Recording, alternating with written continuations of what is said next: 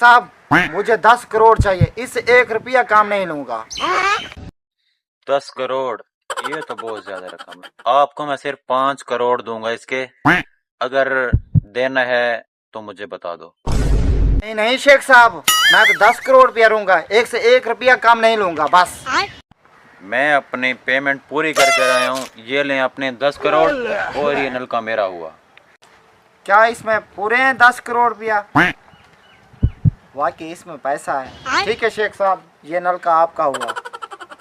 ये नलका तो अब मैंने खरीद लिया 10 करोड़ में। अब ऐसा करता हूँ, शेख साहब को कार मिलाता हूँ, ठीक है, और उनको 30 करोड़ में नलका बेच देता हूँ और 20 करोड़ मुझे मुनाफा हो जाएगा।